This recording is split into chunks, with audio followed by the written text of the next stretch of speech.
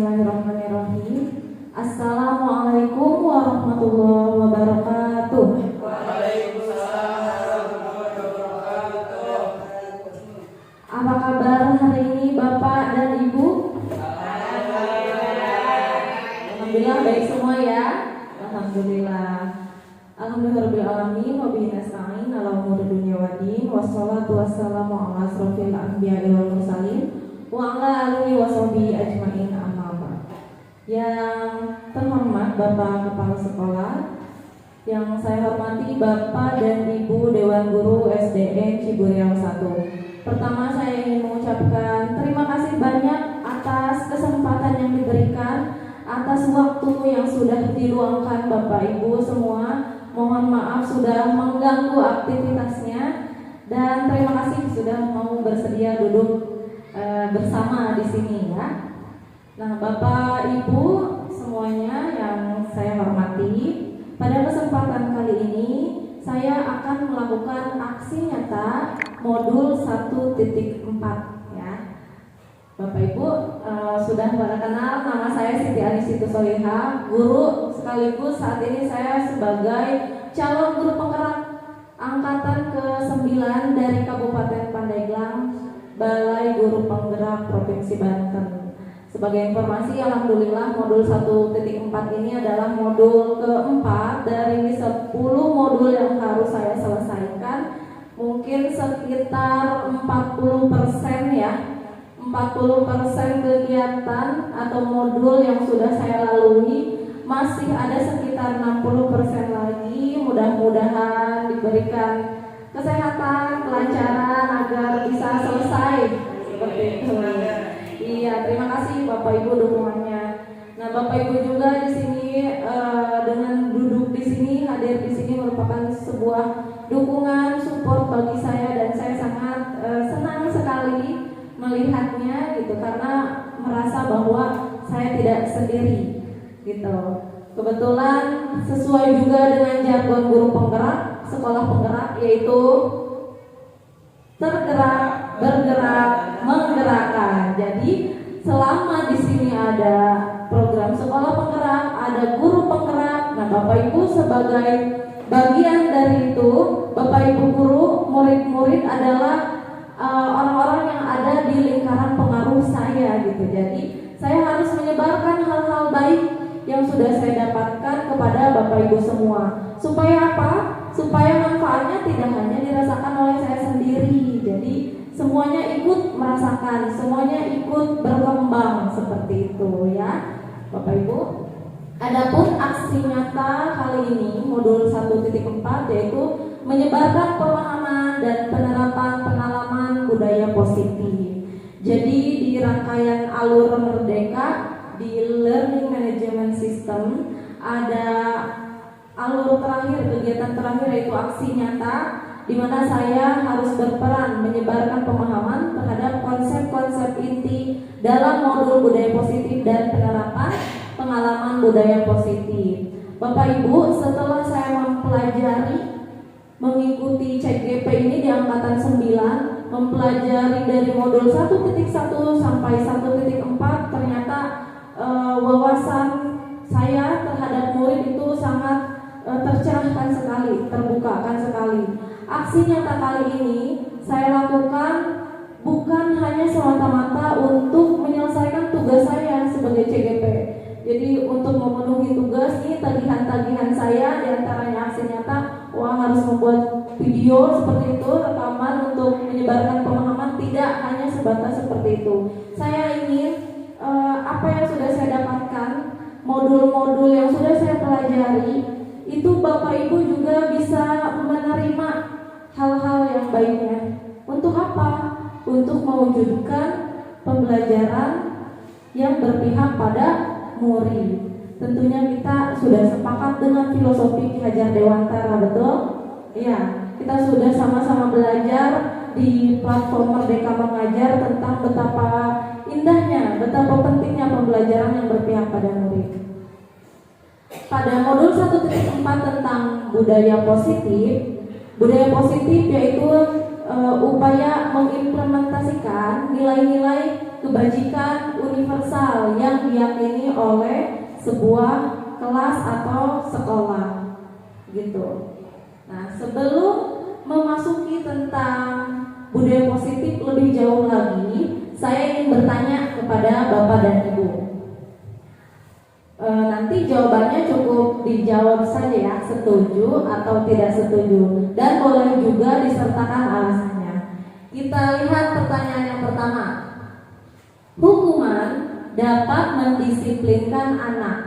Bapak Ibu setuju tidak dengan pernyataan nomor 1 ini? Silakan. Pak Angga setuju? Boleh Pak Angga dipakai mic-nya? Disertakan juga alasannya. Kenapa setuju? Silakan. Baik Ibu, terima kasih atas waktunya. Izin menjawab dari pertanyaan nomor 1, kenapa hukuman dapat mendisiplinkan anak. Nah, sebenarnya di sekolah itu hukuman itu emang harus diadakan karena apa? Itu menjadi biar si siswa ini mengetahui hukum sebab akibat. Adanya sebab berarti adanya akibat. Tapi hukumannya itu harus mengarah ke ranah yang mengimplementasikan budaya positif itu tadi. Contohnya kayak saya kan guru PEJAS atau guru PJOK. Ada seringkali saya memberikan hukuman kepada peserta didik. Misal dari terlambat masuk kelas juga saya selalu memberikan hukumannya seperti push up atau bending gitu kan anak-anak. Nah, itu buat apa? Itu ternyata hukuman tidak cuma-cuma dikasih ke anak, tapi ada manfaatnya. Itu untuk melatih kebugaran jasmani anak juga. Beda dengan hukuman yang kayak mencubit ataupun kayak menjewer telinga, itu kan bakal menimbulkan bekas, entah itu nantinya bekas fisik ataupun bekas ke psikologisnya anak juga. Mungkin itu alasannya Bu. Terima kasih. Iya, tepuk tangan Bapak Ibu untuk Pak Angga sudah menyertakan alasannya mengapa hukuman dapat mendisiplinkan anak. Apakah benar alasan Pak Angga? Nanti kita akan pelajari lebih lanjut ya Pak Angga. Kemudian ada lagi Bapak Ibu yang setuju atau ada mungkin yang tidak setuju dengan ini hukuman dapat mendisiplinkan anak? Setuju katanya. Kita lanjutkan ke nomor 2. Pemberian hukuman dengan hal positif seperti membaca atau membersihkan halaman sekolah dapat mendisiplinkan anak, meningkatkan disiplin anak. Benar? Setuju? Mana suaranya setuju? Tidak setuju? Setuju, rata-rata setuju semuanya, satu suara ya di sini. Kemudian yang ketiga, memberi penghargaan dapat meningkatkan motivasi belajar anak. Apakah benar? Setuju? Setuju. Wah, kebetulan di sini setuju semua ya. Pertanyaan pemantik nomor 1, 2, dan 3. Nah Bapak Ibu, pertanyaan ini merupakan pertanyaan pemantik yang akan mengarahkan pikiran kita ya. Jadi pemikiran kita akan diarahkan apakah benar pernyataan saya, apakah benar alasan saya. Nah nanti akan kita pelajari lebih lanjut di budaya positif. Nah Bapak Ibu, seperti yang sudah saya jelaskan tadi bahwa di sini saya berperan menyebarkan, mendiseminasikan pemahaman saya terkait budaya positif. Adapun materi-materi inti dari budaya positif yang pertama tentang disiplin positif dan nilai-nilai kebajikan universal. Kemudian ada keyakinan kelas, ada kebutuhan dasar manusia. Selanjutnya ada teori motivasi, hukuman, penghargaan, dan restitusi. Kemudian ada 5 posisi kontrol dan segitiga restitusi. Apa semuanya itu? Nanti kita akan bahas satu persatu. Nah, saya selanjutnya ingin mengajak Bapak dan Ibu untuk bermain. Di sini ada penjelasannya. Ayo bermain, cobalah buka. Cobalah buka. Anda adalah A, tugas Anda adalah mengepalkan salah satu tangan Anda. Coba Anda bayangkan bahwa Anda menyimpan sesuatu yang sangat berharga di dalam kepala tangan Anda. Anda perlu menjaga benda tersebut sekuat tenaga Anda karena begitu pentingnya untuk kehidupan Anda. Tugas rekan Anda, yaitu yang B, adalah mencoba dengan segala cara untuk membuka kepala tangan teman Anda. Teman Anda B boleh membujuk, menghardik, mengintimidasi menawari Anda uang agar Anda bersedia membuka kepalan tangan Anda. Nah, Bapak Ibu, silakan supaya lebih terasa hal berharganya ya. Silakan ditulis di secari kertas hal berharga apa yang Bapak Ibu miliki. Kemudian digulung seperti itu atau dilipat-lipat kecil. Kemudian di kepal, masukkan ke dalam kepalan tangan. Masing-masing memiliki hal berharga yang ingin dijaga, dirahasiakan mungkin, atau tidak ingin diketahui oleh orang lain. Nah, tugas teman sebelahnya atau yang di depannya atau yang di belakangnya adalah membujuk, meminta apa sih hal berharga yang dimiliki oleh teman Bapak dan Ibu. Silakan bisa dimulai. Ya, Bu Fatima boleh ke Ibu Nani merayu Ibu Nani. Bu Nani tadi nulis apa hal berharganya. Bu Elis boleh ke Ibu Yusi. Bu Elis boleh ke Pak Angga. Silakan saling membujuk, saling menggelitik hal apa.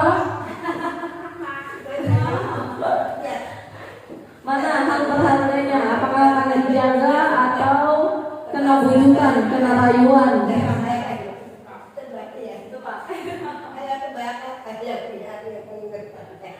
Hal yang berharga.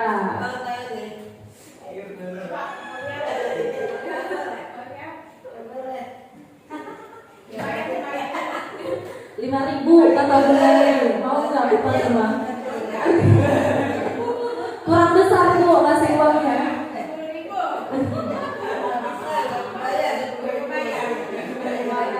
Saking berharganya ya. Baik, sudah? Sudah? Baik. Saya lanjutkan ya. Saya lanjutkan dengan pertanyaan. Adakah yang tergiur membuka tangannya, kepala tangannya, lalu memberikan secari kertasnya kepada teman? Ada tidak? Tidak ya? Tidak. Ada yang kebuka Bu? Ibu Fatima kebuka enggak? Oh, enggak terayu ya, enggak dapat berarti Bu Fatima. Kemudian adakah yang berusaha menutup kepala tangan sampai sama sekali terbuka aja? Tidak. Ada tidak? Hampir semuanya ya. Hampir semuanya menjaga hal-hal yang berharga bagi dirinya. Nah, Bapak Ibu, pada permainan ini sesungguhnya siapa yang memegang kendali atau kontrol untuk membuka atau menutup kepala tangan? Siapa? Kita sendiri, betul? Iya. Siapa yang memiliki kekuasaan gitu untuk ya udahlah mau dibuka aja atau tidak mau ditutup saja? Siapa yang memegang kendali atas keputusan itu? Diri sendiri, betul. Jadi Bapak Ibu, begitupun dengan murid-murid kita, anak-anak kita. Sebetulnya mereka juga memiliki kontrol atas diri mereka sendiri. Nah, kita mulai masuk nih ke materi. Selama ini mungkin ya sebagian besar ada miskonsepsi tentang teori kontrol. Jadi miskonsepsi itu apa? Kesalahan berpikir, kesalahan konsep gitu. Oh, kita merasa ini benar padahal tidak, seperti itu. Nah, miskonsepsi tentang teori kontrol ini diungkapkan oleh Dr. William Glasser dalam teorinya, yaitu kontrol teori. Yang pertama, ilusi guru mengontrol murid. Bapak Ibu, ilusi itu apa sih? Ilusi itu bayangan, hayalan, terlihat seperti itu, padahal faktanya belum tentu seperti itu. Bisa iya, bisa sesuai, atau bisa tidak. Ilusi ya. Nah, untuk ilusi guru mengontrol murid, kita sebagai guru ketika mengontrol murid, kita merasa benar ya, benar mengarahkan untuk mengontrol murid. Wah, murid nggak punya nih hak untuk memutuskan apa yang ingin dia lakukan, apa yang ingin dia pilih. Kita nih sebagai orang dewasa yang memiliki kontrol terhadap murid itu.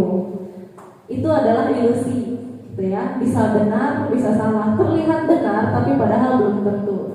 Kemudian yang kedua, ilusi bahwa semua penguatan positif, efektif dan bermanfaat. Penguatan positif berupa nasihat-nasihat seperti itu ya. Kita mengajak murid untuk coba kayak gini gitu ya. Mengontrol murid, kita menginginkan murid melakukan sesuatu, bahkan terkesan memaksa gitu ya. Terkesan memaksa untuk melakukan sesuatu. Padahal ilusi ini, kontrol ini yaitu berasal dari diri, bukan dari diri murid. Tadi Ibu Nani mengatakan bahwa kontrol itu berasal dari diri sendiri. Ketika kita memaksakan sesuatu kepada anak, artinya anak sudah dikekang kebebasannya. Dia tidak diperkenankan untuk mengontrol dirinya sendiri. Adapun hal yang terjadi adalah anak, murid mempersilahkan bapak dan ibu guru untuk mengontrol dirinya. Jadi dia memutuskan, murid memutuskan, ya udahlah nurut aja daripada dihukum gitu. Jadi tetap kontrol itu berada pada diri murid. Dia membiarkan dirinya untuk mengikuti kontrol dari gurunya. Begitu analoginya. Kemudian yang ketiga, ilusi bahwa kritik dan membuat rasa bersalah mampu menguatkan karakter.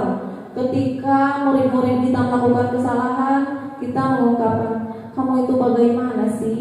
Kamu emang gak kasihan sama ibu tiap hari teriak-teriak terus. Nah, jadi kita ada di posisi ingin dimengerti ya, ingin dimengerti oleh murid-murid kita. Padahal gitu ya, padahal bisa iya, bisa tidak. Ya tadi kan namanya ilusi ya, bisa iya, bisa tidak. Ataupun ketika iya, anak-anak mengerti, murid-murid kita mengerti, apakah itu berasal dari dalam dirinya? Apakah itu akan bertahan lama? Nanti kita akan pelajari lebih lanjut. Kemudian ilusi bahwa orang dewasa berhak memaksa. Orang dewasa berhak memaksa. Kita memandang murid-murid kita adalah manusia kecil yang perlu dibimbing, itu belum berhak memutuskan apa yang mereka ingin lakukan karena kita menganggap mereka belum tahu, belum benar-benar tahu mana yang benar, mana yang baik, mana yang bagus, seperti itu. Nah, itu juga ilusi. Kita sudah mengambil hak anak kita untuk memiliki kontrol atas dirinya, terutama dalam pilihannya. Begitu ya. Jadi itu semua adalah ilusi. Kemudian, bagaimana seseorang bisa berubah dari paradigma stimulus respon kepada pendekatan teori kontrol? Nah, Bapak Ibu, saya sangat yakin Bapak Ibu ketika belajar di bangku kuliah pasti mempelajari tentang teori pengkondisian dari Skinner. Pengkondisian ya, misalnya diilustrasikan tuh bisa ke hewan, bisa juga ke manusia. Jadi pengkondisian itu mengondisikan sedemikian rupa kelas atau murid agar mampu menuruti apa yang kita inginkan, seperti itu. Jadi di sini yang ingin kita rubah yaitu dari stimulus respon ke teori kontrol. Kita menyadari bahwa tadi ya dari permainan cobalah buka, bahwa setiap orang memiliki kontrol atas dirinya sendiri. Setiap orang memiliki hak penuh atas pilihannya sendiri. Gitu. Realitas kebutuhan kita sama, kata stimulus respon. Padahal menurut teori kontrol, realitas atau kebutuhan kita berbeda. Kebutuhan kita ketika menenangkan anak-anak yang ribut di kelas, kebutuhan kita itu ingin suasana kelas yang kondusif, yang tenang. Siapa tahu yang dijaga adalah mental kita, kesehatan kita ya, kenyamanan kita. Padahal belum tentu bagi murid.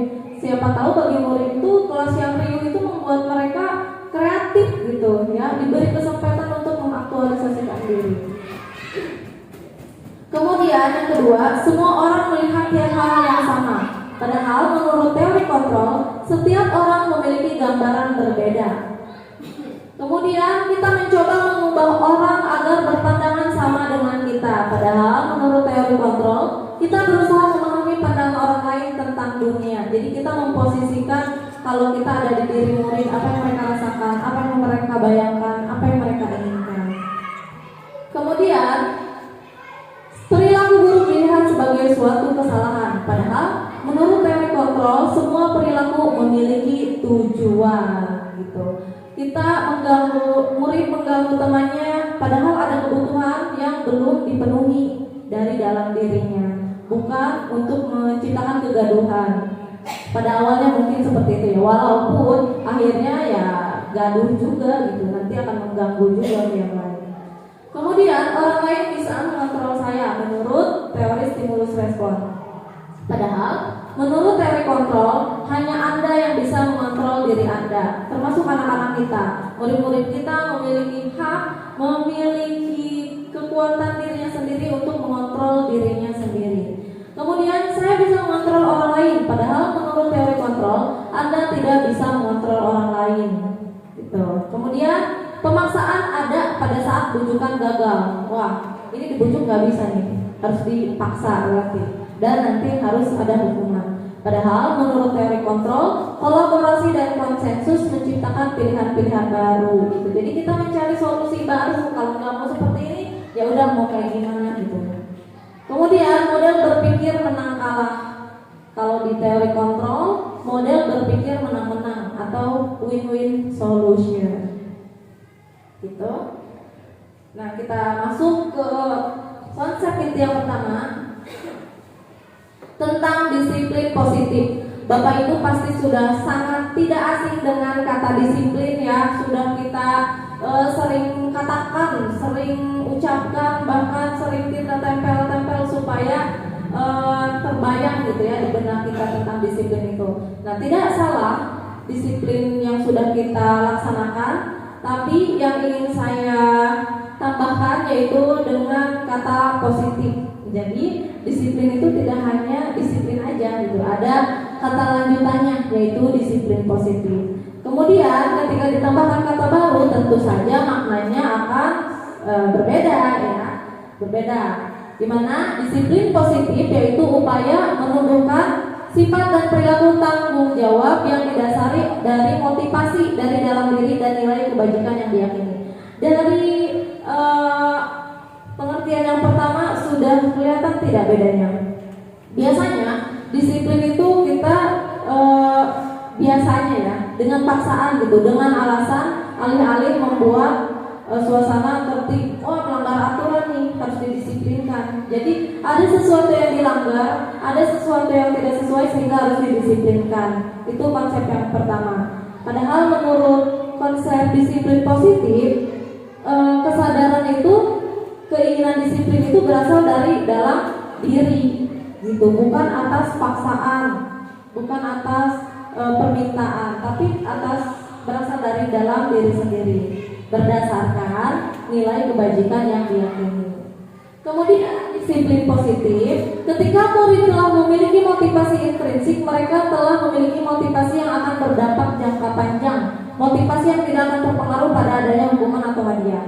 Kembali lagi kita ke murid yang melanggar aturan, kemudian kita disiplinkan. Biasanya akan berlaku ya, akan berdampak gitu. Anak-anak jadi menuruti keinginan kita, disiplin yang sudah kita buat.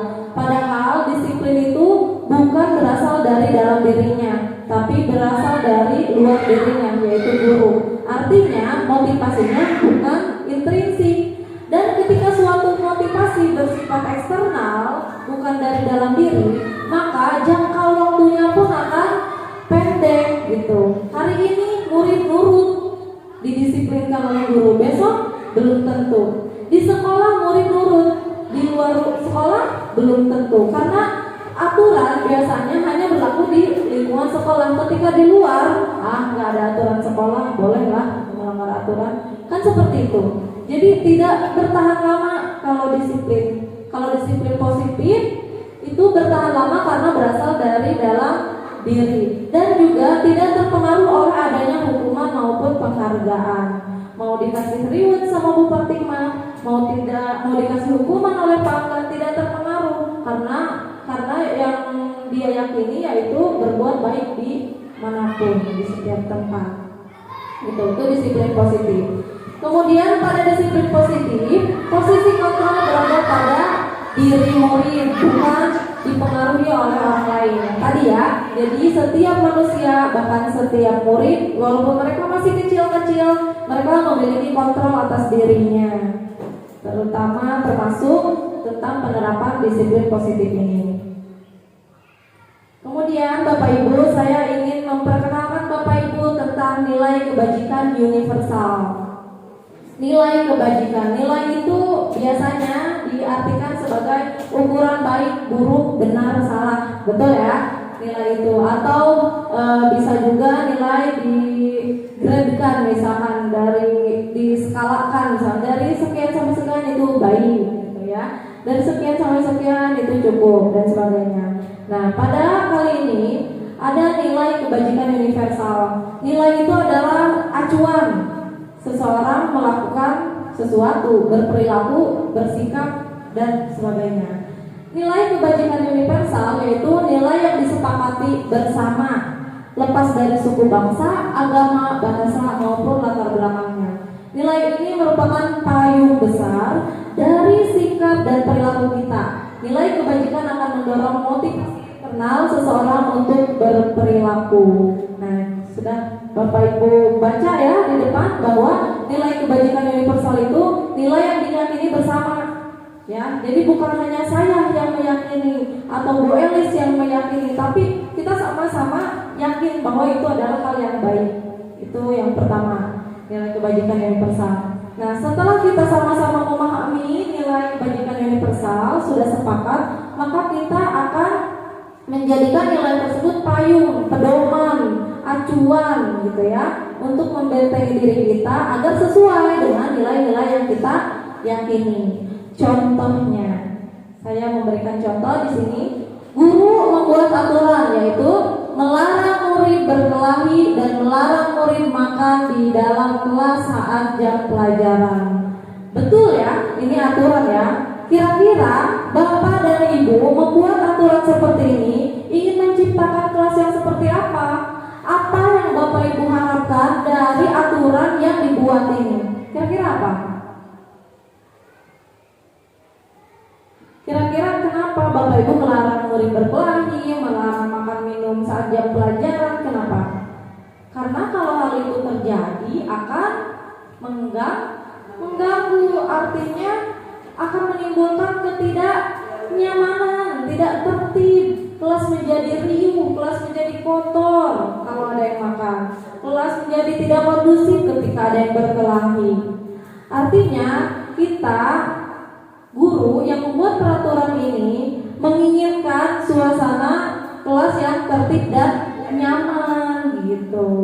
Jadi kalau peraturan itu sifatnya teknis dan biasanya ada kata-kata negatif, kalau keyakinan kelas itu menggunakan kata atau kalimat yang positif dan bisa mencakup beberapa. Jadi kayak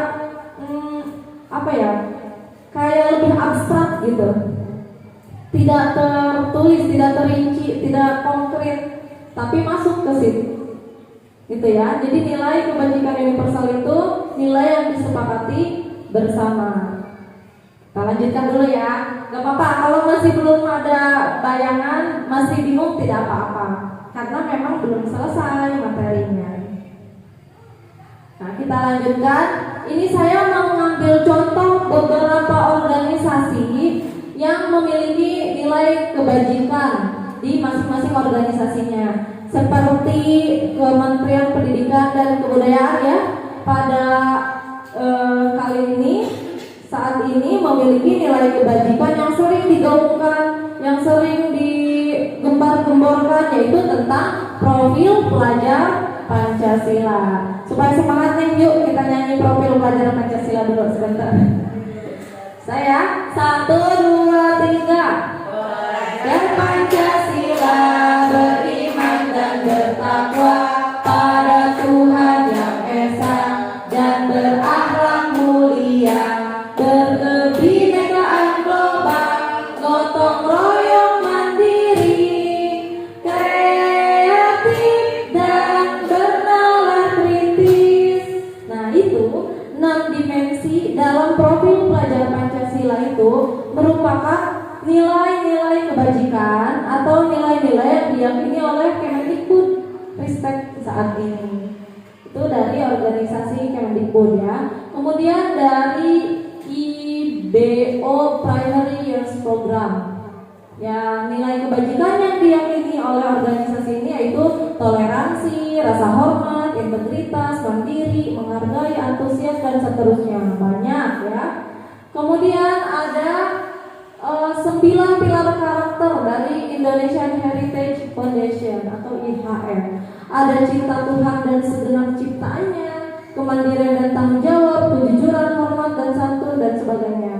Nah, terus yang keempat ada petunjuk seumur hidup dan keterampilan hidup, lifelong witness and life skill, keterampilan hidup, yaitu dapat dipercaya, lurus hati, pendengaran yang aktif, tidak merendahkan orang lain, memberikan yang terbaik dari diri, dan seterusnya.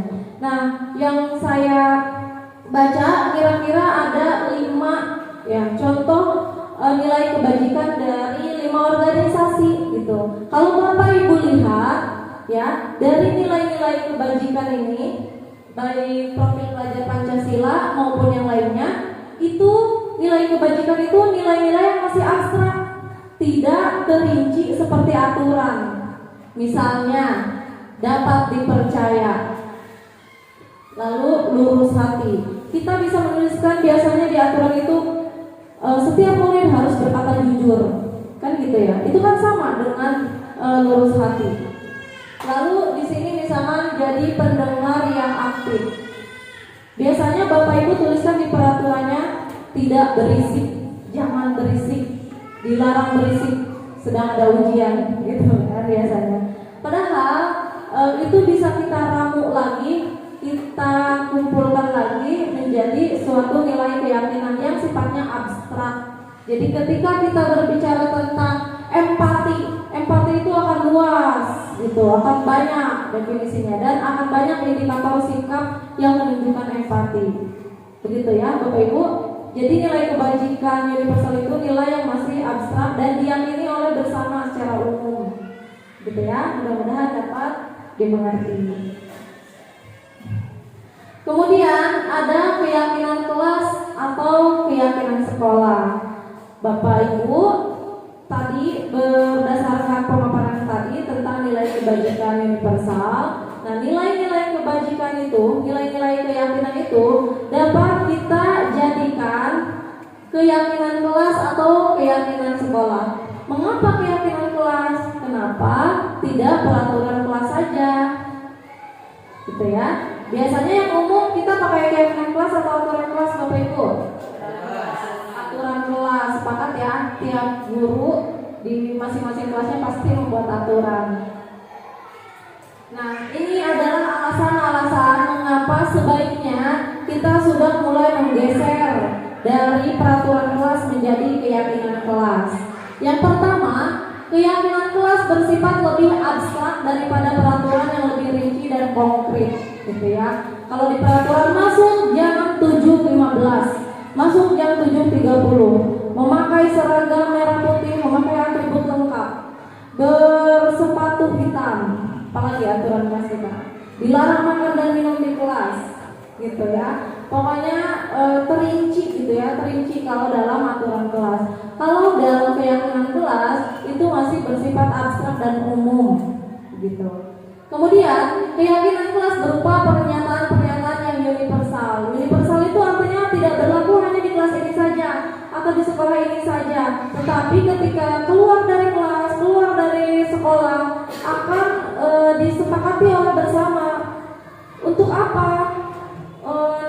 Nilai-nilai yang bersifat universal untuk bisa mengendalikan diri murid tidak hanya di sekolah. Kalau peraturan kan di sekolah, kalau nilai yang dia yakini nantinya akan dia bawa sampai ke lingkungan masyarakat, ke lingkungan keluarganya dan lebih luas lagi. Begitu, karena universal itu artinya disepakati, diyakini bersama, gitu. Kemudian pernyataan keyakinan kelas senantiasa dibuat dalam bentuk positif. Nah, ini paling berbeda dengan peraturan kelas. Peraturan kelas biasanya ada kata dilarang, tidak boleh, dan sebagainya ya. Kalimat-kalimat yang negatif. Nah, di keyakinan kelas ini kita tidak akan menemukan kalimat-kalimat yang negatif, tetapi kita harus merumuskan keyakinan kelas yang kalimatnya positif gitu. Ketika membacanya tuh tidak tidak ada kata tidak boleh gitu. Pokoknya tidak ada intimidasi kan. Seperti itu. Jadi kalimat-kalimat positif yang digunakan. Kemudian keyakinan kelas hendaknya tidak terlalu banyak sehingga mudah diingat dan dipahami oleh semua warga kelas atau sekolah. Peraturan kelas biasanya tuh dari 1 sampai 15. 1 sampai berapa? Kira-kira menurut Bapak dan Ibu, dari sekian banyak peraturan kelas, apakah Bapak dan Ibu yakin anak-anak kita bisa menghafalnya, mengingatnya? Bisa tidak? Tidak, karena kalimatnya terlalu banyak, terlalu panjang ya. Kalau di keyakinan kelas cukup 4 atau 5 kalimat positif yang bisa kita gunakan. Gitu. Jadi tidak terlalu banyak ya Bapak dan Ibu, dan pastinya akan mudah diingat kalau sedikit. Kemudian semua warga kelas hendaknya ikut berkontribusi dalam pembuatan keyakinan kelas lewat kegiatan curah pendapat. Biasanya peraturan kelas kita yang membuat ya, guru yang membuat, artinya sepihak gitu. Hanya guru yang membuat tanpa melibatkan murid. Padahal di dalam keyakinan kelas, dalam menyusunnya harus melibatkan murid kita. Kita bisa memandu murid dengan bertanya, anak-anak kalian ingin kelas yang seperti apa? Atau bisa juga kita dengan memulainya, anak-anak yuk tentukan peraturan kelas kita. Nanti kan bakal muncul tuh kalimat-kalimat negatif, terus keinginan-keinginan, nanti kita rumuskan lagi menjadi 4 sampai 5 keyakinan kelas. Kemudian bersedia meninjau kembali keyakinan kelas dari waktu ke waktu. Nah Bapak Ibu, karena keyakinan kelas berasal dari kita dan juga sesuai dengan kondisi saat ini, bisa jadi keyakinan kelas yang jumlahnya 4 atau 5 itu perlu dikurangkan, ditambahkan atau direvisi. Itu sangat boleh, bisa secara berkala, misalnya setiap awal semester gitu ya, atau sesuai kebutuhan. Misalnya, wah kayaknya keyakinan kelas kita ini sudah tidak sesuai deh, atau keyakinan kelas kita harus ditambah deh, gitu ya. Itu sangat boleh gitu ya, sangat boleh, fleksibel. Jadi aturan kelas itu kan biasanya saklek gitu ya, segitu totalnya, dan harus dilakukan, harus disepakati, harus dijalankan oleh semuanya. Kalau tidak akan ada hukuman. Nah kalau keyakinan kelas fleksibel, boleh nanti ketika berjalannya waktu dirasa kurang relevan, boleh diganti, ditambah, dikurang, seperti itu ya. Itu pembentukan keyakinan kelas. Semoga bisa dipahami sedikit-sedikit. Kemudian keyakinan kelas atau sekolah. Kalau keyakinan kelas Bapak Ibu lingkupnya di kelas. Kalau keyakinan sekolah lingkupnya di sekolah gitu ya. Nah nanti yang merumuskannya juga kalau di kelas saya cukup wali kelas, gurunya dengan murid di kelas itu. Misalnya saya di kelas 5, saya saja gitu, guru kelas 5 dengan murid di kelas 5. Kalau misalkan sekolah, semua harus dilibatkan, semua guru, kepala sekolah, murid, dan bisa juga dari orang tua atau komite. Seperti itu. Nah, keyakinan kelas atau sekolah dibentuk berdasarkan nilai kebajikan universal yang diyakini bersama. Mewujudkan nilai diyakini bersama dilakukan dengan merumuskan sejumlah kondisi ideal yang diharapkan dari seluruh warga kelas. Kalimat-kalimat negatif akan diubah menjadi kalimat positif, kemudian diramu menjadi sebuah kata atau kalimat keyakinan yang dapat memuat beberapa aturan sekaligus. Keyakinan kelas tidak terlalu banyak, tapi dapat mewakili keinginan kita bersama. Keyakinan kelas tidak terlalu banyak sehingga mudah diingat, mudah dipahami, dan dijadikan acuan dalam bersikap, bertindak, serta memilih keputusan bagi semua warga kelas atau sekolah. Nah Bapak Ibu, dalam merumuskan keyakinan kelas tadi kita sudah belajar bahwa cukup beberapa kalimat saja, tidak usah banyak-banyak atau tidak usah panjang-panjang ya keyakinan kelas itu. Tujuannya apa? Ya ini untuk agar mudah diingat. Selamat datang Bapak. Silahkan duduk.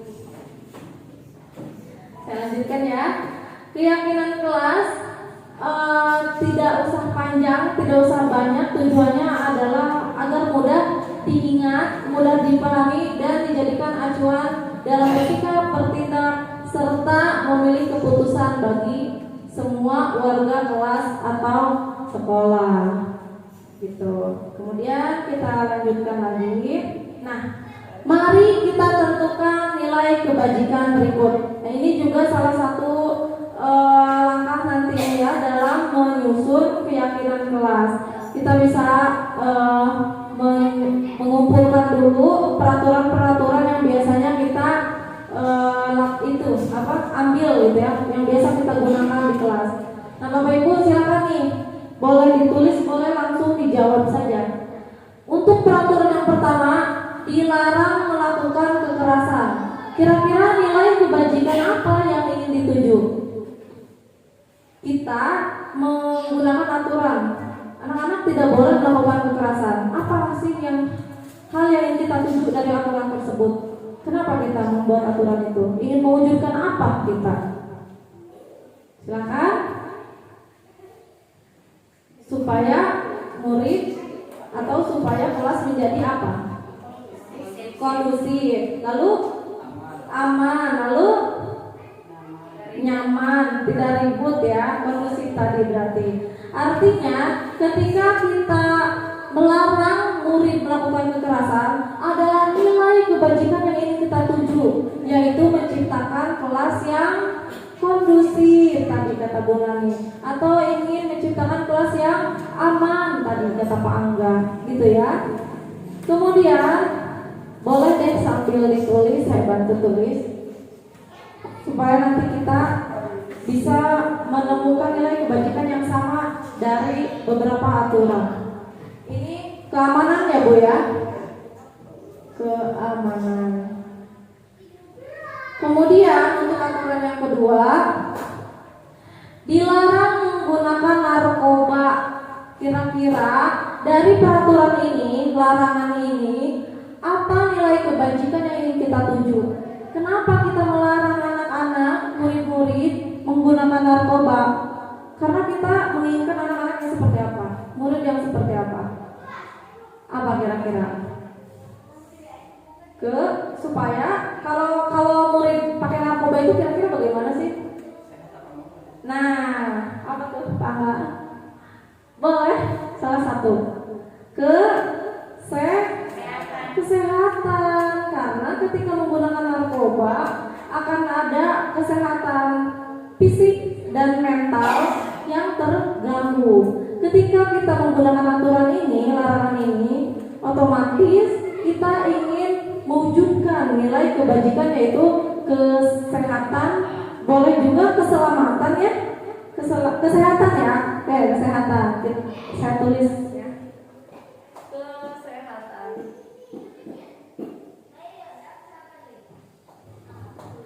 Kemudian kita juga biasa menuliskan aturan bergantian atau menunggu giliran. Ketika kita membuat aturan seperti ini, ada nilai apa yang ingin kita tuju? Ada keinginan apa yang ingin kita ciptakan dari aturan ini? Bergantian atau menunggu giliran? Apa? Disiplin. Lalu tertib, Bu Eri. Ketertiban. Nula dihelakeun padahal kerja Bu Eri. Artinya ada nilai ketertiban yang ingin kita wujudkan dari aturan yang kita buat. Kita lanjut lagi nih, udah mulai panas nih otaknya, udah mulai tergali nih. Kemudian aturan dilarang merokok. Ada nilai kebajikan apa yang ingin kita tuju dari larangan tersebut? Kenapa sih anak-anak kita dilarang merokok? Hal apa yang ingin kita hindari? Hal apa yang ingin kita wujudkan dari peraturan ini? Apa? Kesehatan, betul. Kesehatan ya. Kalau rokok itu kan banyak mudaratnya dibandingkan manfaatnya yang kita tahu. Berarti kita tidak ingin anak-anak kita merokok karena mungkin akan menyebabkan gangguan pada kesehatannya suatu saat nanti. Betulnya penulis di sini berarti ada nilai kesehatan yang ingin kita jaga dari murid-murid kita. Lanjut, Peraturan yang kelima, gunakan masker. Ini saat COVID digembar-gemborkan, meminta untuk ayo gunakan masker, jangan sampai lupa gitu. Bahkan di tas-tas kita pasti selalu bekal masker. Kira-kira dari aturan ini apa nilai kebajikan yang ingin dituju? Boleh sama dengan yang di atasnya. Kesehatan ya? Kesehatan lagi.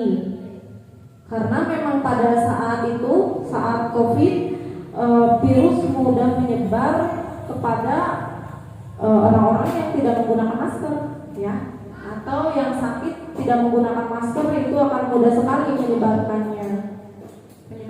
virus atau penyakitnya. Kemudian peraturan selanjutnya, berjalan di kelas dan koridor. Kenapa saya harus berjalan di kelas? Kenapa kita membuat aturan bahwa murid-murid harus berjalan di kelas? Kenapa nggak diboleh itu berjalan di atas pagar? Kenapa? Bisa keamanan ya, ketertiban, keamanan atau apa? Keselamatan juga ya, boleh keselamatan juga, keselamatan.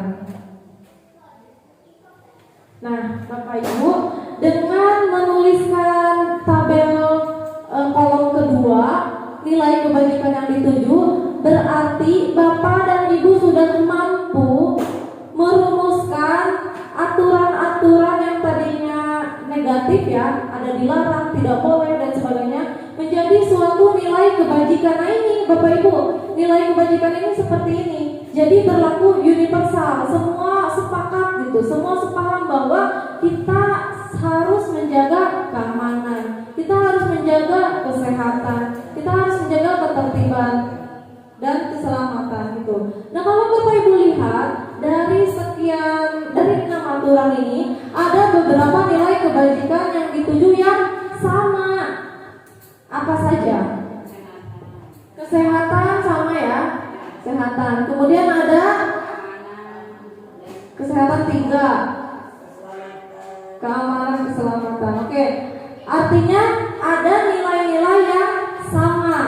Nah, maksudnya begini Bapak Ibu, ketika kita merumuskan 4 sampai 5 keyakinan di kelas kita, artinya kita sudah bisa mencakup banyak sekali aturan di dalamnya. Begitu. Sampai sini udah mulai terbuka belum? Kita membuat keyakinan kelas menjaga kesehatan bersama. Itu sudah banyak sekali aturan di dalamnya. Misalnya ketika anak murid meminum minuman yang pakai pewarna, pemanis, pengawet dan sebagainya, itu sesuai tidak dengan keyakinan kita anak-anak. Nanti kan kita gampang membandingkannya ya.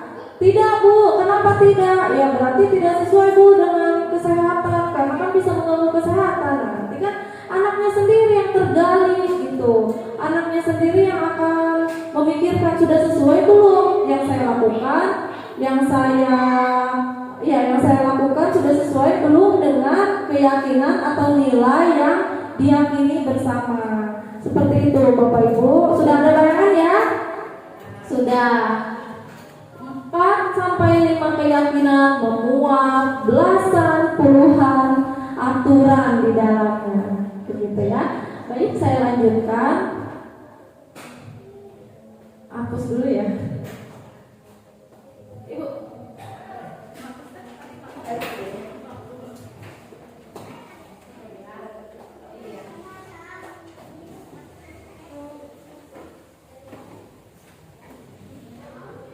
Nah, Bapak Ibu, selanjutnya ada contoh-contoh keyakinan kelas. Ini saya ambil dari modul dari yang sudah saya pelajari. Misalnya keyakinan kelas 1, ini Bu Fatimah. Keyakinan kelas 1 misalnya, setiap anggota kelas perlu belajar, setiap anggota kelas perlu senang, perlu melakukan tugas, perlu saling menghargai, perlu merasa aman. Nah, Ibu Ani, kenapa keyakinan kelas di sini panjang-panjang kata-katanya, sedangkan yang tadi cuma satu kata, keamanan, kenyamanan gitu ya. Artinya keyakinan kelas itu tidak baku Bapak Ibu. Kita bisa merumuskan keyakinan kelas sesimpel mungkin, semudah mungkin agar mudah dipahami. Baik, kita coba ke keyakinan kelas 1 yang pertama. Setiap anggota kelas perlu belajar. Perlu belajar ya. Berarti ketika ada murid yang tidak belajar, artinya dia sudah keluar dari keyakinan kelas, dan itu perlu kita ingatkan gitu. Begitu juga ketika ada murid di kelas 1 sedang belajar diganggu oleh temannya gitu ya, teman sebelahnya atau teman belakangnya, artinya kan dia sudah melanggar, keluar dari keyakinan kelas, karena mereka meyakini, kelas 1 meyakini setiap anggota kelas perlu belajar. Berarti dari keyakinan nomor 1 ini sudah mencakup tuh, dilarang mengganggu teman, dilarang ngobrol, dilarang apa biasanya kita menggunakan aturan, dilarang ngobrol saat belajar, ya seperti itu. Dilarang berkelahi karena semua tindakan itu akan mengganggu kegiatan belajar setiap anggotanya. Seperti itu ya. Jadi satu keyakinan kelas akan memuat banyak aturan. Kemudian contoh yang kedua, keyakinan kelas 5, selalu bersikap positif. Nah ini kan masih umum, selalu bersikap positif. Ketika murid di kelas 5 misalnya keluar kelas tanpa permisi, keluar kelas tanpa izin, masuk kelas terlambat, berarti kan tidak berperilaku positif, berkata kasar, mengejek teman, tuh.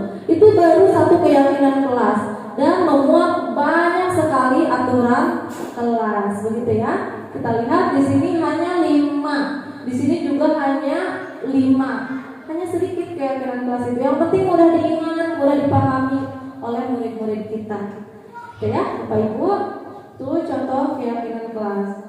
Nah, adapun saya sendiri di kelas 5 sudah merumuskan keyakinan kelas 5 yang disusun berdasarkan curah pendapat bersama guru dan murid. Jadi saya dalam satu waktu menyempatkan dalam kelas ya, anak-anak yuk kita membuat keyakinan kelas.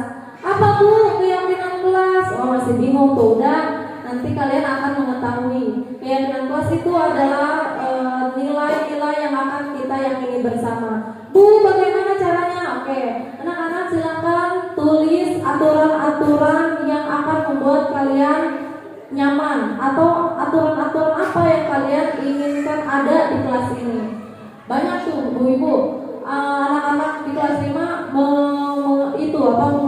menyampaikan bahwa Bu belajar itu tidak boleh saling mengganggu katanya. Lalu harus menjaga kebersihan, harus datang tepat waktu dan sebagainya. Jadi ini hanya 8 yang saya tuliskan, padahal sangat banyak sekali aturan-aturan dari mereka sendiri, keinginan-keinginan mereka sendiri. Lalu dari sekian banyak itu saya buat keyakinan kelas hanya 4 saja. Yang pertama, menghargai dan menghormati diri sendiri dan orang lain. Ini akan banyak sekali memuat aturan di dalamnya. Kemudian bertanggung jawab atas tugas. Kemudian menjaga kesehatan diri dan orang lain, menjaga keselamatan diri dan orang lain. Gitu ya. Nanti ketika murid-murid saya di kelas 5 misalnya berkelahi ya, nanti saya akan kembalikan kepada mereka. Anak-anak, keyakinan kelas mana yang belum kamu lakukan? Berkelahi kira-kira masuk ke mana Bu? Menjaga, bisa menjaga keselamatan diri ya, karena dia mempertahankan diri ketika berkelahi, atau bisa juga menghargai dan menghormati diri sendiri dan orang lain. Baik, kemudian ketika murid-murid saya tidak melaksanakan piket kebersihan, kira-kira keyakinan kelas mana yang mereka langgar Bapak Ibu? Yang nomor 2 ya, bertanggung jawab atas tugas, karena sudah ditugaskan, sudah disepakati tentang piket membersihkan kelas, dan ketika ada yang melanggar, tidak ada yang melaksanakan, saya kembalikan lagi sudah sesuai belum dengan keyakinan kelas kita, begitu ya. Jadi si 4 ini nih akan mudah dihafal, mudah dipahami oleh murid-murid, dan akan mengandung banyak sekali aturan-aturan kelas di dalamnya. Kemudian saya lanjutkan ke 5 kebutuhan dasar manusia. Bapak Ibu, sebagai manusia sebagai makhluk Tuhan ciptaan Allah, kita memiliki 5 kebutuhan dasar. Apa sih kebutuhan? Kebutuhan itu kan sesuatu yang ingin selalu kita penuhi, gitu ya. Ketika kita kekurangan sesuatu, ya kita bergegas untuk memenuhinya, untuk melengkapinya, seperti itu. Nah, ada 5 kebutuhan dasar manusia. Yang pertama adalah yang paling utama nih, bertahan hidup. Kebutuhan bertahan hidup. Kebutuhan bertahan hidup ini meliputi kebutuhan-kebutuhan fisiologis, fisik dan psikis kita. Misalnya ketika kita lapar, kita memenuhi kebutuhan lapar kita dengan mencari makanan untuk dimakan. Ketika kita kedinginan, kita mencari selimut, jaket dan sebagainya. Nah, itu adalah kebutuhan yang pertama, yaitu bertahan hidup. Jadi sifatnya hal-hal pokok saja, atau bisa kita simpulkan dengan sandang, pangan, papan ya, yang itu. Jadi kebutuhan pokok yang memang harus kita penuhi. Kemudian yang lainnya bersifat melengkapi, gitu ya, melengkapi. Misalnya tentang yang ini, kasih sayang dan rasa diterima. Ternyata sebagai manusia yang memiliki perasaan, ya tentunya kita memiliki kebutuhan, yaitu rasa sayang dan rasa diterima. Bapak Ibu bisa bayangkan bagaimana kita memasuki ruangan guru, gitu ya, tapi tidak ada yang menyapa sama sekali, tidak diterima kehadiran kita. Kita bisa bayangkan kita akan menjadi orang seperti apa, ya? Tidak diterima, terus tidak diajak ngobrol oleh teman kita, tidak diajak berdiskusi oleh teman guru kita, masing-masing saja gitu, tidak dianggap lah, gitu ya. Otomatis kita sedih ya Bu ya. Iya, ternyata kebutuhan-kebutuhan seperti itu, rasa diterima, berkoneksi dengan sesama, itu adalah kebutuhan tentang kasih sayang dan rasa diterima, gitu ya. Kemudian kebutuhan yang kedua, yaitu tentang kebebasan di sini artinya kita terkadang memerlukan ruang untuk diberikan kesempatan untuk memiliki pilihan, gitu ya. Bapak Ibu, begitupun murid-murid kita. Anak-anak tulis yang ini, Bu, kenapa kan tulis yang ini? Ya, iya baik, begini aja, gitu ya. Artinya dengan melakukan hal seperti itu, ada kebutuhan dasar yang kita pangkas, yang kita ambil dari murid kita, yaitu tentang kebebasan. Bu, saya mau pengen belajarnya di luar, karena di luar itu ada banyak angin, bisa kelas 5 tuh Bapak Ibu yang seperti itu. Enggak boleh, enggak bisa di kelas aja. Nah, saya sebagai guru sudah merampas kebutuhan dasar anak-anak kelas 5, murid-murid kelas 5, yaitu kebutuhan tentang kebebasan. Kemudian kebutuhan kesenangan. Bapak Ibu bisa bayangkan kita sehari-hari, ya, dalam kehidupan sehari-hari hidup tanpa tawa, canda, gitu ya, tanpa senda gurau, kebayang serius terus, gimana stresnya kita, gitu ya. Ketika menjalankan kehidupan seperti itu, tidak ada hiburan sama sekali, tidak ada bercanda gurau. Nah, ternyata bercanda, tertawa atau melakukan lelucon yang lucu-lucu seperti itu bukan sesuatu yang negatif. Itu adalah upaya diri kita sebagai manusia untuk memenuhi kebutuhan kita tentang kesenangan. Begitupun ketika kita melakukan hobi, Pak Angga hobi main bola, Pak Angga hobi olahraga. Nah, ketika mungkin Pak Angga melakukan hal itu, ada kesenangan di dalam diri Pak Angga, dan itu penting, gitu ya. Itu penting. Kalau tidak mungkin bisa jadi stres, gitu ya. Hidup akan menjadi kaku, gitu. Tidak ada kenikmatan, tidak ada kesenangan, gitu ya. Nah, itu ternyata adalah kebutuhan dasar kita sebagai manusia. Begitupun kita kepada murid-murid kita. Jadi mereka itu kan usia bermain, ya. Ketika kita larang misalnya, tungguin naik, jangan main terus, jangan di situ, jangan gini, jangan gitu. Pada dasarnya kita juga mungkin sedang memangkas kebutuhan dasar mereka, yaitu kesenangan mereka, begitu.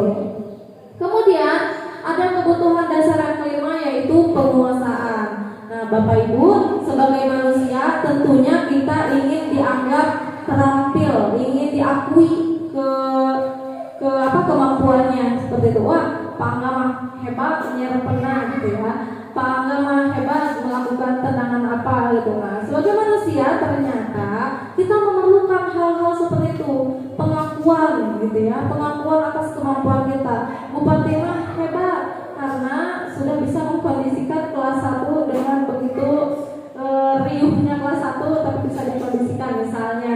Nah, hal-hal seperti itu perlu ternyata ya, perlu kita miliki, perlu kita dapatkan.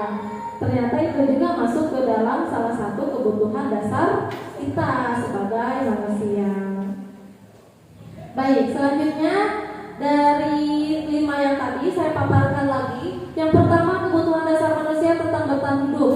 Kebutuhan yang bersifat fisiologis untuk bertahan hidup. Ya, tadi ya, misalnya upaya memenuhi kesehatan, rumah dan makanan. Kemudian kasih sayang dan diterima. Kebutuhan untuk koneksi sosial, berhubungan sosial. Kemudian memberi dan menerima kasih sayang. Kebutuhan untuk merasa menjadi bagian dari suatu kelompok. Ketika kita dianggap oleh komunitas kita, misalnya guru-guru di sekolah tempat kita bekerja, otomatis kita merasa diterima, disayang ya, dirangkul seperti itu. Kemudian kebutuhan penguasaan, keinginan untuk dianggap berharga, bisa membuat perbedaan, bisa membuat pencapaian, kompeten, diakui serta dihormati. Ketika kita dihormati, misalnya tidak dihormati oleh murid-murid kita, bagaimana perasaan kita? Ternyata ada hal yang tidak bisa dipenuhi dari merasa tidak dihormati itu. Terus ternyata adalah kebutuhan dasar kita. Kemudian kebutuhan yang keempat, kebutuhan akan pilihan. Kebutuhan akan kemandirian, otonomi, memiliki pilihan dan mampu mengendalikan arah hidup. Dan yang terakhir, kebutuhan kesenangan ya. Kebutuhan untuk mencari kesenangan, bermain dan tertawa. Ternyata itu adalah kebutuhan dasar manusia yang akan manusia usaha berupaya penuhi untuk memenuhinya, untuk terpenuhinya 5 kebutuhan itu. Nah, Bapak Ibu, saya di sini memiliki ilustrasi ya. Saya bacakan saja. Ibu Ambar, guru wali kelas 2A di SD Pelita Pati, sedang bingung menghadapi ulah salah satu murid di kelasnya yaitu Doni. Beberapa anak di kelas 2A telah datang padanya dan mengeluhkan Doni yang sering meminta bekal makan siang mereka dengan paksa. Jika Anda menghadapi situasi seperti Ibu Ambar, apa yang akan Anda lakukan? Menurut Anda, kira-kira apa alasan Doni melakukan hal itu? Ini berkaitan dengan kebutuhan dasar Doni. Kita tentukan kebutuhan dasar yang mana yang Doni ingin penuhi. Jika alasan Doni yang pertama, Doni lapar karena orang tuanya tidak membawakannya bekal makan siang. Kira-kira kebutuhan apa tuh? Kebutuhan bertahan hidup. Karena lapar, otomatis Doni akan mencari makanan untuk bisa kenyang ya, supaya bisa kenyang. Artinya ada kebutuhan hidup yang ingin dia penuhi. Kemudian jika alasan Doni yang kedua, Doni merasa senang temannya jadi memperhatikan dia. Kira-kira kebutuhan apa? Kesenangan ya, atau meren ya, jahil aja, ditoel temannya, diganggu temannya lagi makan terus, temannya marah-marah, dia senang tuh. Jahil ya, artinya dia sedang memenuhi kebutuhan kesenangannya.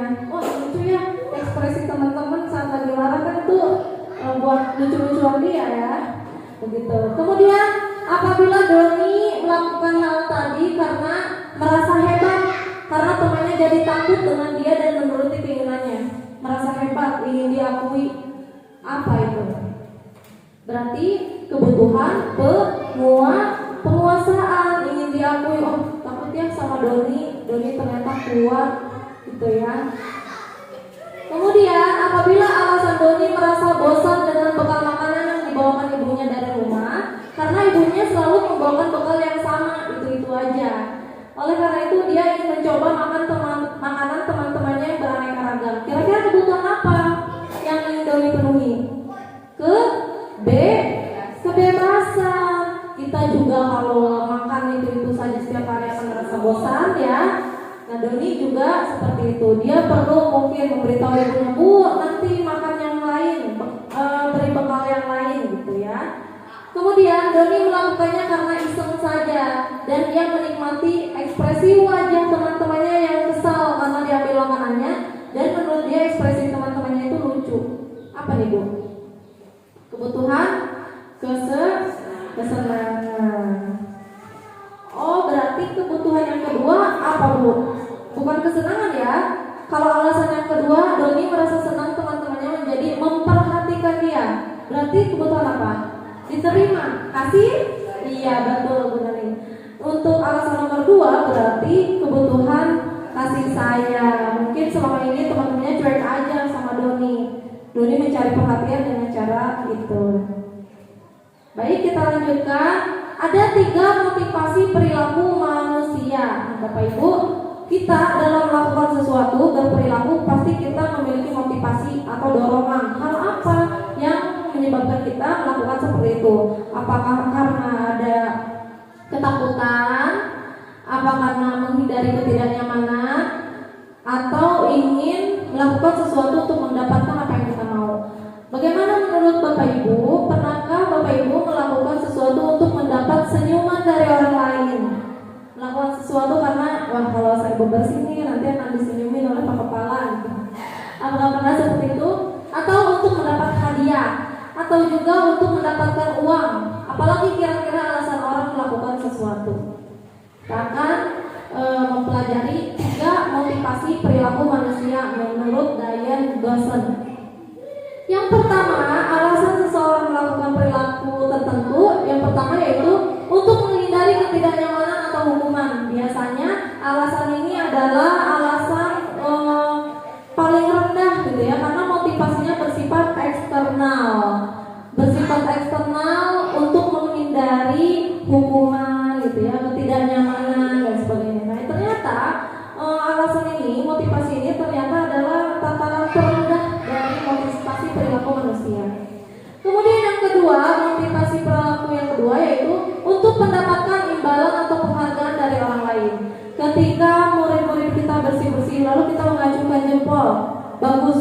Nah, itu adalah motivasi pada tingkatan kedua, sudah lebih tinggi tapi masih di tingkat kedua. Artinya motivasinya masih bersifat eksternal. Dia melakukan itu karena ingin mendapat pujian penghargaan dari orang lain gitu.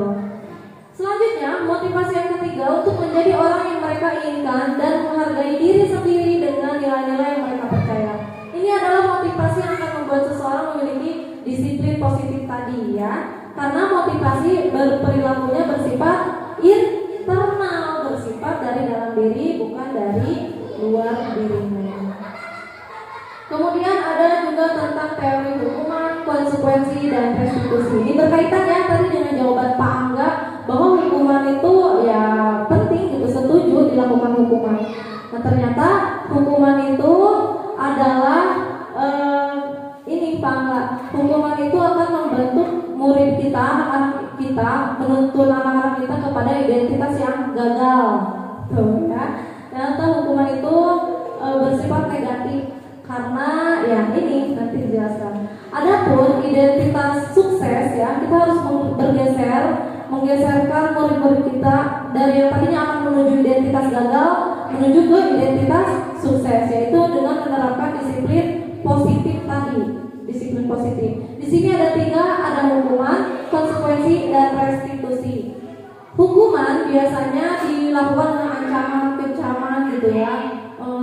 Bentakan dan sebagainya. Awas ya kamu kalau gitu, awas kamu ya, galak ya hukuman itu biasanya. Kalau konsekuensi biasanya lakukan yang ibu katakan. Ayo angkat sampahnya itu ya. Tetap ada ketegasan tapi di bawah hukuman gitu ya. Kemudian kalau restitusi, apa sih yang sebenarnya yang kamu lakukan gitu. Jadi kita dalam restitusi itu menggali kesadaran diri murid gitu, bukan kita yang mendikte murid, tapi kita bimbing itu murid untuk menemukan keinginannya seperti itu. Kemudian hukuman juga bersifat tidak tiba-tiba, tidak diharapkan atau sangat melukai gitu, karena hukuman itu sifatnya dari guru ke murid dan biasanya tidak ada hubungan Bapak Ibu. Misalnya kita menemukan murid yang telat, kamu telat ya, keliling lapangan 3 kali gitu ya, kan gak ada hubungannya tuh telat sama keliling lapangan. Kalau misalkan konsekuensi itu biasanya lebih masuk akal. Kamu telat 10 menit, berarti kamu tidak istirahat 10 menit ya. Istirahat 10 menit pertamanya dipakai untuk mengerjakan tugas. Jadi ada sebab akibat kalau konsekuensi. Karena kamu melakukan ini, maka sebabnya demikian. Jadi sebabnya itu hal yang dilakukannya itu masih berkaitan dengan kesalahannya, begitu. Kalau restitusi berupa undangan untuk mengadakan restitusi. Kemudian kalau hukuman dibuat oleh guru sepihak, biasanya dibentuk dalam aturan-aturan. Kemudian kalau konsekuensi dibuat oleh guru dan murid atau anak. Jadi anak-anak yuk kita sepakati kalau nggak piket sekali apa nih? Ditegur bu, kalau nggak piket 2 kali denda bu, dikasih tahu bu misalkan. Yang ketiga nggak piket 3 kali didenda bu. Jadi itu ada perhitungan-hitungan itu. Kalau dalam konsekuensi itu. Kemudian kalau restitusi ini dibuat oleh murid atau anak solusinya. Kemudian hukuman juga menyakitkan. Guru menjalani konsekuensi dengan menyalahkan, mengkritik, menyindir, merendahkan. Kalau konsekuensi membantu guru menyatakan peraturan, melakukan peringatan dan menerapkan konsekuensi. Kemudian kalau restitusi itu menguatkan ya, mengembalikan kepada keyakinan kelas. Kamu yang sudah kamu lakukan sudah sesuai belum dengan keyakinan kelas kita? Belum bu. Lalu kalau belum, apa yang bisa kamu lakukan gitu. Jadi nadanya juga tidak nada menghakimi ya. Nah kembali lagi kepada tadi jawaban Pak Angga, menurut saya karena Pak Angga tadi hukumannya itu masih ada kaitannya dengan kesalahan yang dia lakukan, berarti itu masuknya konsekuensi ya Pak Angga ya. Itu bukan hukuman. Kalau hukuman agak nyambung Pak Angga. Misalnya dia ngobrol, udah kamu keluar kelas, gitu, bersih WC gitu ya. Itu tidak nyambung. Itu hukuman bersifat sepihak, galak, menghakimi gitu ya, dan tidak ada hubungannya dengan kesalahannya. Nah, saya ingin memperkenalkan sebuah solusi dari untuk mengatasi kesalahan-kesalahan murid, yaitu dengan restitusi. Restitusi adalah sebuah pendekatan untuk menciptakan disiplin positif. Tadi kita sudah belajar ya tentang disiplin positif, bahwa disiplin positif itu adalah upaya perlakuan tanggung jawab murid, menumbuhkan tanggung jawab murid untuk melakukan apa yang dia inginkan berdasarkan kesadarannya, gitu ya, keinginannya. Ya, nah, restitusi ini adalah langkah-langkahnya, caranya menanamkan disiplin positif pada murid melalui proses kolaboratif. Artinya dalam melakukan restitusi ini guru atau murid tidak bisa melakukan sendirian, harus dibimbing oleh guru. Makanya dinamakan kolaboratif. Untuk menciptakan kondisi bagi murid agar bisa memperbaiki kesalahan dan menghargai nilai-nilai kebajikan yang dipercayai, gitu ya. Kemudian posisi kontrol dalam menegakkan disiplin. Nah, Bapak Ibu, saya juga ingin memperkenalkan tentang 5 posisi kontrol guru. Yang pertama sebagai penghukum. Penghukum itu biasanya menghardik, menunjuk, menyakiti dan menyindir. Itu posisi kontrol guru sebagai penghukum. Kemudian ada juga guru yang di posisi pembuat rasa bersalah. Biasanya kalau murid salah, dia akan berceramah tuh, diberikan ini ceramah ya, seperti nasihat-nasihat seperti itu, dan menunjukkan kekecewaan yang mendalam. Kemudian ada juga guru yang posisinya sebagai teman, biasanya membuat alasan-alasan untuk murid-muridnya. Kemudian ada juga guru yang ada di posisi pemantau, menghitung dan mengukur. Kamu udah telat berapa kali? Tahu nggak hukumannya apa? Bisa gitu ya. Kemudian yang terakhir adalah posisi kontrol manajer. Guru sebagai manajer akan mengajukan pernyataan dan pertanyaan restitusi kepada murid untuk menumbuhkan disiplin positif murid yang berasal dari dalam diri berdasarkan nilai keyakinannya. Supaya lebih jelas, mari kita simak video berikut ya. Nah, Bapak Ibu, dari video yang tadi kira-kira apa sudah semakin jelas ya perbedaan antara posisi guru sebagai penghukum, tadi gimana penghukum? Serem ya. Nadanya, nada bicaranya, ekspresinya dan sebagainya. Iya, terus dampaknya juga bagi Naren kira-kira bagaimana? Mungkin dia akan merasa takut, kesal, mungkin juga dendam sama ibu yang tadi ya. Kemudian posisi yang kedua yaitu pembuat merasa bersalah. Jadi ibu tadi mengungkapkan kekecewaannya, kamu tuh gimana sih Naren? Senang ya bikin ibu susah ya.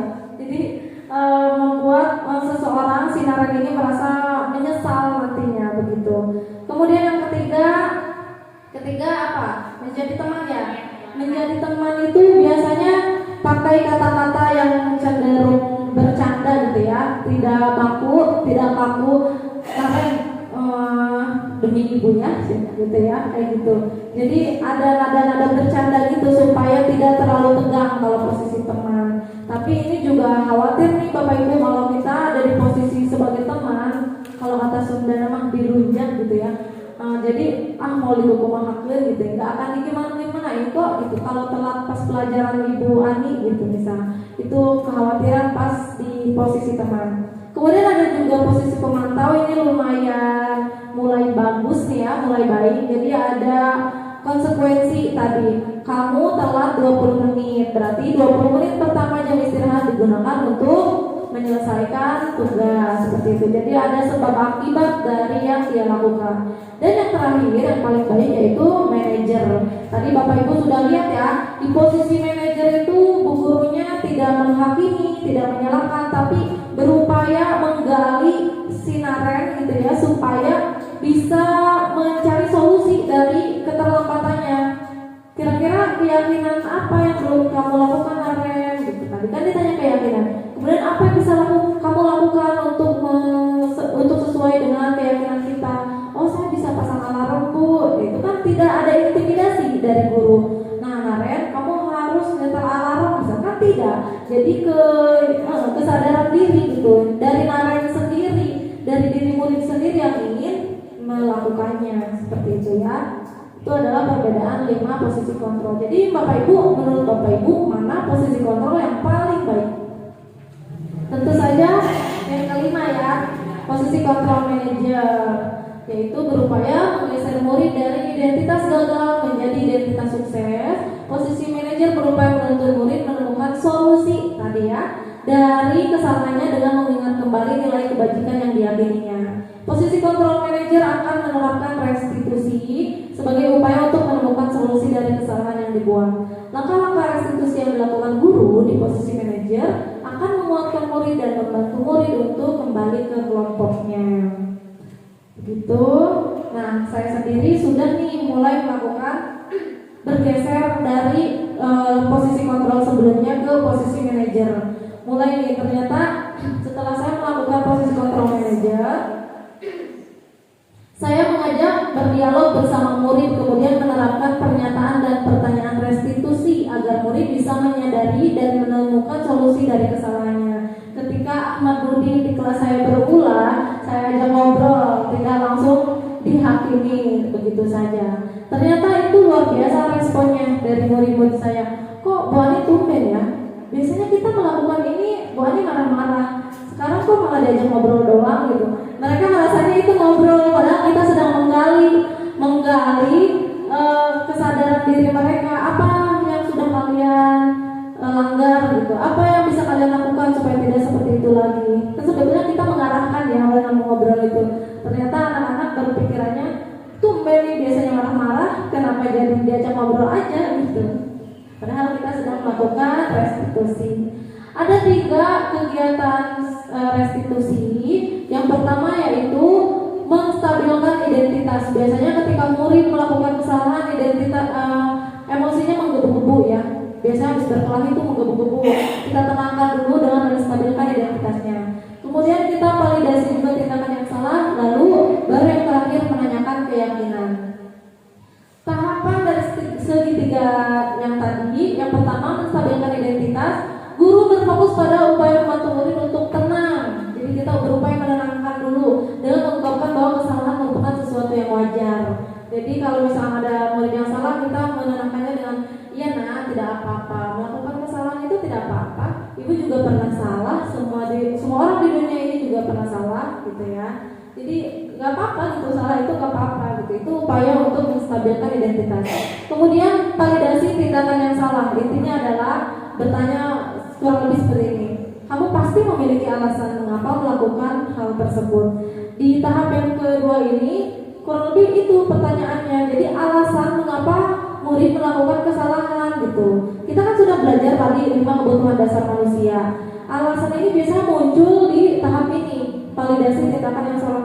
Iya Bu, saya kan kesel Bu, lagi belajar diganggu sama si itu misalkan. Itu kan alasannya ya. Nah kita pada tahap ini memvalidasi tindakan yang salah. Iya, tidak apa-apa kamu melakukan seperti itu, atau kamu sudah bagus melakukan seperti itu, tapi ada sikap yang perlu kamu tambahkan, gitu ya. Kemudian yang ketiga, menanyakan keyakinan. Karena kita sudah membuat keyakinan kelas, kita bisa mengembalikan nih sikap atau perilaku murid kepada keyakinan kelas yang sudah dibuat. Nah, atau siapa nanti sebutkan namanya, kira-kira apa yang kamu lakukan sudah sesuai belum dengan keyakinan kelas kita? Oh tidak Bu, nanti kan dia yang akan menyadari sendiri ketidaksesuaiannya itu, lalu menentukan solusi yang ingin dia lakukan untuk kembali ke keyakinan kelasnya. Selanjutnya, saya juga menerapkan budaya positif segitiga restitusi tadi pada kasus di kelas saya, yaitu Rijal, murid kelas 5, setelah jam istirahat berakhir, semua murid masuk ke kelas kecuali Rijal. Dia masih asyik main di lapangan bola sebelah sana ya. Itu kebiasaan kelas 5. Udah bel tapi tidak langsung masuk ke kelas, masih asik aja main bola di lapangan. Lalu hal itu tentunya tindakan yang kurang baik, karena Rijal akan tertinggal materi pelajaran. Mungkin dia 10-20 menit baru masuk kelas, tentunya kan pelajaran sudah berjalan. Kemudian dia juga akan mengganggu konsentrasi teman-teman kelasnya yang sedang belajar. Tiba-tiba di tengah-tengah pelajaran nih, Rijal tiba-tiba masuk, kan mengganggu konsentrasi temannya ya. Nah, saya mengajak Rijal untuk berestitusi gitu ya, ngobrol kalau kata Rijal. Bapak Ibu bisa disimak upaya saya. Ibu mendapatkan laporan bahwa kamu terlambat masuk ke kelas setelah jam istirahat. Benarkah demikian? Benar Bu. Saya memang terlambat masuk kelas. Teman-teman dan guru di kelas kesal kepada saya. Assalamualaikum warahmatullahi wabarakatuh. Nama saya Rijal, kelas 5 di kelas 1. Saya senang sekali diajak ngobrol oleh Bu Guru tentang kesalahan saya terlambat masuk kelas. Karena saya menemukan cara agar tidak terlambat lagi. Terima kasih Bu Guru. Wassalamualaikum warahmatullahi wabarakatuh. Waalaikumsalam warahmatullahi wabarakatuh. Itu adalah Rijal ya, salah satu kasus yang saya angkat untuk saya terapkan restitusi. Lalu di restitusi itu juga saya meminta Rijal untuk melakukan umpan balik ternyata. Tapi ini benar ya, saya tanya Rijal, kalau ibu kayak gini gimana? Tanya kamu. Enak Bu, daripada marah-marah, kata Rijal ya. Begitu. Jadi memang walaupun tadi ya salah satu aja baru Rijal, ternyata responnya sudah baik. Dia anggap itu adalah ngobrol dengan Bu Guru, padahal kita sedang melakukan restitusi. Ada juga kasus yang kedua yaitu Sipa pada pelajaran PJOK, pelajaran Pangga, biasanya ngobrol terus dengan teman-temannya. Tentu saja ini mengganggu ya teman-teman yang lain yang sedang belajar, maka dari itu saya melakukan restitusi juga kepada Sipa. Silahkan dilihat lagi. Sipa, Ibu mendapat laporan dari Pangga di PJOK bahwa kamu beberapa kali mengajak temanku mengobrol. Apakah benar? Benar Bu, dan saya sempat ditegur oleh Pangga. Assalamualaikum warahmatullahi wabarakatuh. Setelah saya berdiskusi dengan Ibu Guru, saya menjadi lebih tenang karena menemukan solusi dari masalah saya. Biasanya saat melakukan kesalahan saya akan dimarahi, tapi kali ini saya tidak dimarahi. Terima kasih Bu Guru. Wassalamualaikum warahmatullahi wabarakatuh. Bapak Ibu, itulah tadi beberapa kegiatan restitusi yang sudah saya lakukan terkait kasus-kasus yang saya temukan di kelas saya. Kemudian Bapak Ibu guru hebat, adakah hal yang ingin didiskusikan atau ada yang ditanyakan? Silahkan. Ada? Tidak ada? Ibu Nani ya, silahkan Ibu Nani. Assalamualaikum warahmatullahi wabarakatuh. Terima kasih atas waktunya. Izin bertanya Bu.